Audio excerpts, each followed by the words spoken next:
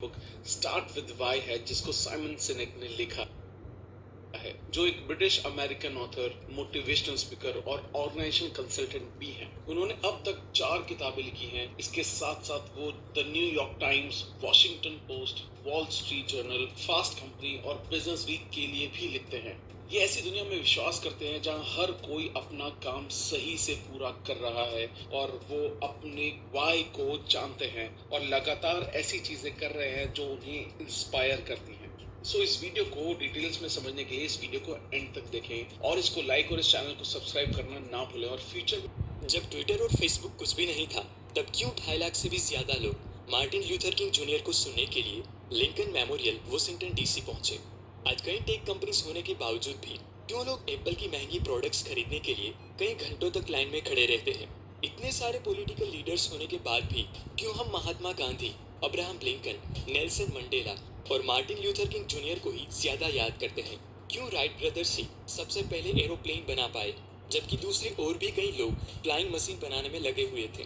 मतलब कैसे कुछ लोग ऐसा काम कर जाते हैं जिसे पूरी दुनिया सालों तक याद रखती है। ये सारे सवालों के जवाब छुपे हैं एक बहुत ही कमाल की बुक स्टार्ट विथ वाई के अंदर।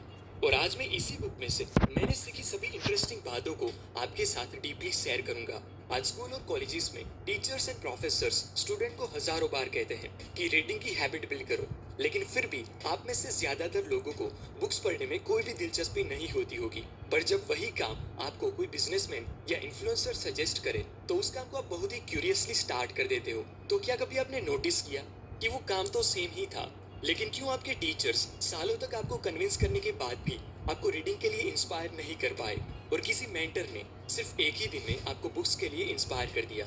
तो उसका रीजन है द गोल्डन सर्कल।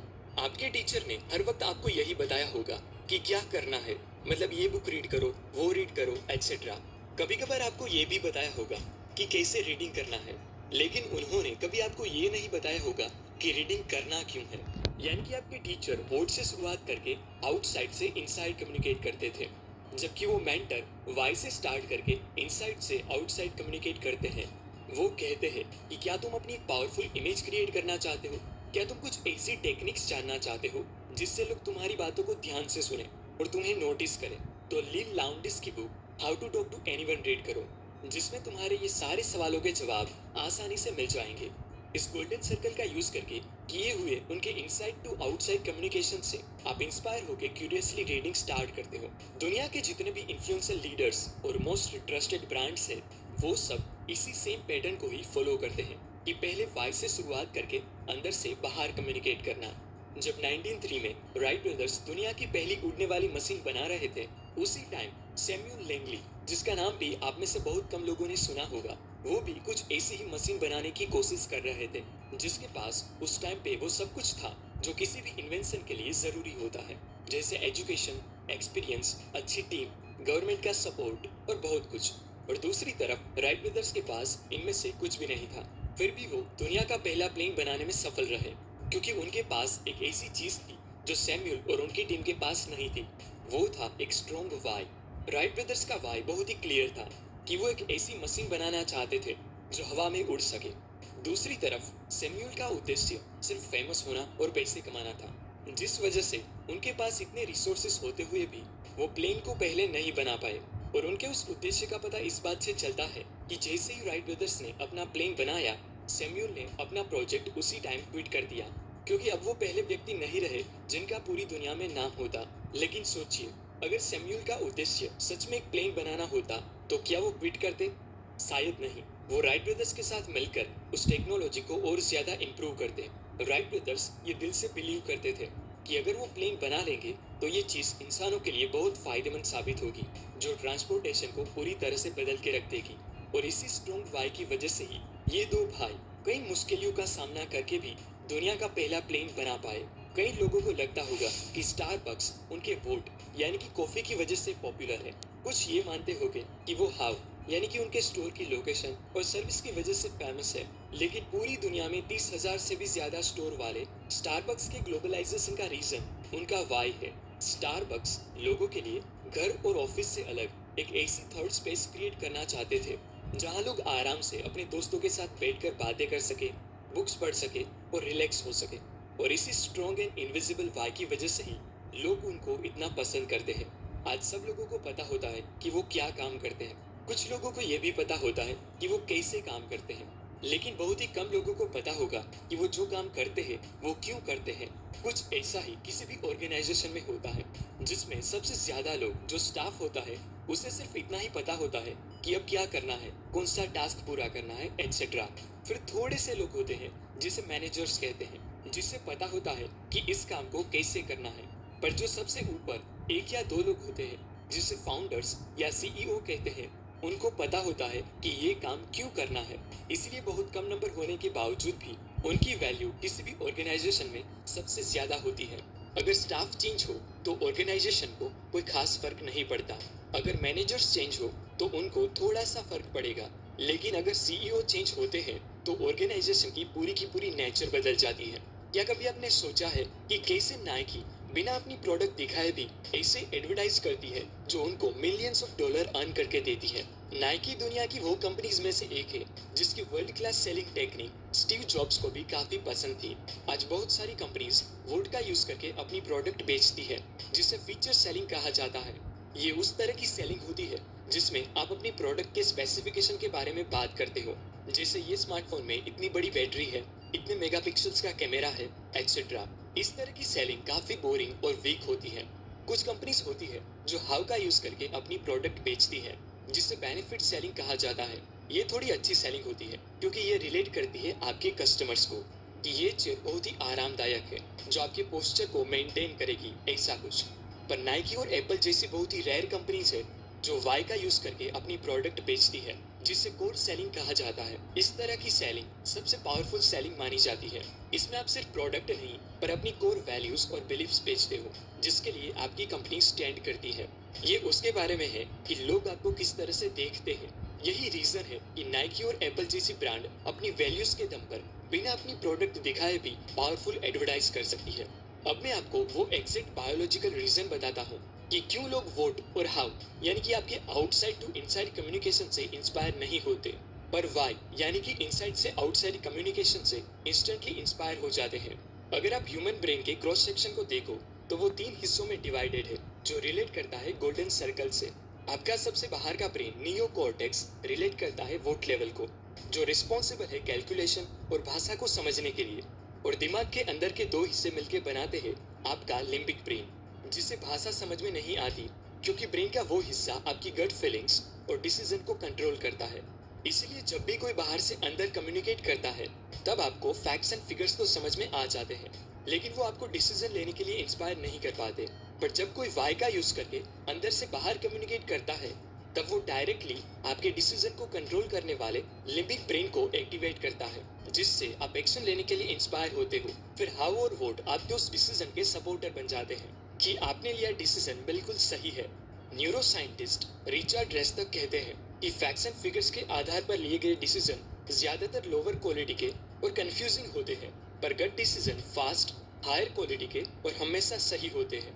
यही रीजन है कि आप एप्पल यूजर को कितने भी फैक्ट्स एंड फिगर्स बता के समझाओ कि एंड्रॉइड एप्पल से बेहतर है, लेकिन फिर भी वो एप्पल इकोसिस्टम कभी नहीं छोड़ेंगे, क्योंकि एप्पल की हर एक प्रोडक्ट का वाई बहुत क्लियर होता है, जिससे उनकी प्रोडक्ट उनके यूजर के लिम्बिक ब्रेन से एक अलग ही लेवल पर इमोशनली जुड़ जाती है। ये बात स्टीव जॉब्स पहले से ही बहुत अच्छी तरह से जानते थे कि डिसीजन लेते वक्त emotional feeling facts and figures को पटक के रख देती है। इनफैक्ट दुनिया का सबसे पहला portable MP3 player Singapore based company creative technology limited ने बनाया था, लेकिन फिर भी वो लोगों का अटेंशन नहीं पा सके। जबकि उसके 2 साल बाद लॉन्च हुए आईपॉड ने म्यूजिक इंडस्ट्री को रिवोल्यूशनाइज कर दिया। तो ऐसा क्यों कि दोनों सेम ही प्रोडक्ट, लेकिन एक प्रोडक्ट फ्लॉप साबित हुई और एक रिवोल्यूशनरी? उसका रीजन है कंपनी का लोगों के साथ कम्युनिकेट करने का तरीका। क्रिएटिव टेक्नोलॉजी ने अपने डिवाइस को 5GB पोर्टेबल MP3 प्लेयर यानी कि वोट से शुरुआत करके लॉन्च किया और वाई तक वो पहुंच ही नहीं पाए। जबकि एप्पल ने कहा कि अगर आप 1000 सॉन्ग्स को अपनी जेब में रख के घूमना चाहते हो तो आईपॉड आपके लिए है, क्योंकि एप्पल जानता है कि जब कोई इंसान एक बार इंस्पायर हो जाए तो उसे फर्दर कन्विंस करने के लिए फैक्ट्स बताने की जरूरत नहीं पड़ती। एक्चुअल में ह्यूमन बिहेवियर को 2 तरीके से इन्फ्लुएंस किया जा सकता है, एक मैनिपुलेशन और दूसरा इंस्पिरेशन। 2004 में जब मोटोरोला ने अपना brand new flip phone Razr launch किया तो उसे प्राइम मिनिस्टर, हॉलीवुड सेलिब्रिटीज और दूसरे कई लोगों ने खरीदा, जिससे सिर्फ 2 साल में ही रेजर के 50 मिलियन से भी ज्यादा यूनिट बिक गए, जो किसी भी कंपनी के लिए बहुत बड़ी सक्सेस होती है। पर अगले कुछ सालों में ही जब उनके कॉम्पिटिटर्स ने रेजर से अच्छे फीचर वाले फोन लॉन्च किए, तब मोटोरोला की चमक फीकी पड़ गई। तो सवाल ये है कि इतनी बड़ी सक्सेस के बावजूद भी ऐसा क्यों हुआ कि कस्टमर्स मोटोरोला को छोड़कर जाने लगे? तो उसका रीजन है, मोटोरोला ने लोगों को इंस्पायर करने की बजाय मैनिपुलेट किया था। मैनिपुलेशन कई तरह के हो सकते हैं, जैसे कि प्राइस कम करना, सिर्फ फीचर के दम पर प्रोडक्ट बेचना, डिस्काउंट देना, लिमिटेड टाइम ऑफर करना। ये सब मैनिपुलेशन माना जाता है, जिससे थोड़े टाइम के लिए आपकी सेल्स तो इंक्रीज हो जाती है, पर इनसे लॉयल कस्टमर्स नहीं बनते। लॉयल कस्टमर्स वो होते हैं जो मुश्किल झेल कर भी आपकी प्रोडक्ट की प्रीमियम प्राइस देने को तैयार हो जाए। उनको आपके कॉम्पिटिटर से कोई फर्क नहीं पड़ता, फिर भले ही वो आपके जैसी सेम प्रोडक्ट ही सस्ते में बेचे, तो भी आपके लॉयल कस्टमर्स उनसे नहीं खरीदेंगे, क्योंकि वो आपकी कोर वैल्यूज और आपके बिजनेस करने के रीजन में बिलीव करते हैं। जो लोग एप्पल और हार्ली डेविडसन खरीदते हैं, वो लोग कभी भी उस ब्रांड को दूसरी कंपनीज के साथ कंपेयर नहीं करते, क्योंकि वो लोग उस ब्रांड की वैल्यूज, बिलीव्स और वाई के साथ एक डीपर लेवल पर कनेक्टेड होते हैं। इसीलिए कंपैरिजन का कोई सवाल ही नहीं रहता। फॉर्च्यून 500 कंपनीज का लिस्ट सबसे पहले 1955 में बनाया गया था, लेकिन उनमें से सिर्फ 13% कंपनीज ही ऐसी है जो आज भी उस लिस्ट में एग्जिस्ट करती है। बाकी सब बदल गई, क्योंकि आज ज्यादातर सेलर्स अपने कस्टमर्स को इंस्पायर करने की बजाय मैनिपुलेट करने लगे हैं। उनको डिस्काउंट और कम प्राइस पर अपनी प्रोडक्ट बेचने की कोशिश करते हैं, लेकिन वो ये नहीं जानते कि अगर आपके कस्टमर्स को एक बार डिस्काउंट और कम प्राइस पर चीजें खरीदने की आदत पड़ गई, तो वो कभी भी आपकी प्रोडक्ट को फुल प्राइस पर नहीं खरीदेंगे। इसलिए बिजनेस में आपको मैनिपुलेशन करके चीजें बेचने वाले डीलर के माइंडसेट की नहीं, लेकिन लोगों को इंस्पायर करके उनको अपनी कोर वैल्यूज और बिलीफ शेयर करने वाले लीडर के माइंडसेट की जरूरत होती है। माइक्रोसॉफ्ट के सेकंड सीईओ स्टीव बॉलमर कंपनी की एनुअल ग्लोबल मीटिंग में स्टेज पर जोर शोर से बोलते, स्टेज पर जंप मारते और चीख के चिल्ला के उनकी काम करने की एनर्जी लोगों को बताने की कोशिश करते, क्योंकि वो मानते थे कि एनर्जी से आप क्राउड को मोटिवेट कर सकते हो। पर क्या स्टीव बॉलमर की वो एनर्जी 80,000 से भी ज्यादा एम्प्लॉय को महीनों तक फोकस्ड रह के काम करने में हेल्प कर सकती थी? शायद नहीं, क्योंकि एनर्जी लोगों को थोड़े टाइम के लिए तो एक्साइटेड कर सकती है, पर लंबे टाइम तक इंस्पायर नहीं रख सकती। दूसरी तरफ माइक्रोसॉफ्ट के founder and first CEO Bill Gates थे, जो बाकी पब्लिक स्पीकर की तरह एनर्जेटिक नहीं थे। वो थोड़े साई और सोशल मिसफिट लगते, पर जब वो स्टेज पर बोलते तो लोग उछल कूद करने की बजाय उनके हर एक शब्द को ध्यान से सुनते, और उनकी बातों से माइक्रोसॉफ्ट में काम करने वाला हर एक इंसान सालों तक इंस्पायर्ड रहता, क्योंकि energy excites but charisma inspires.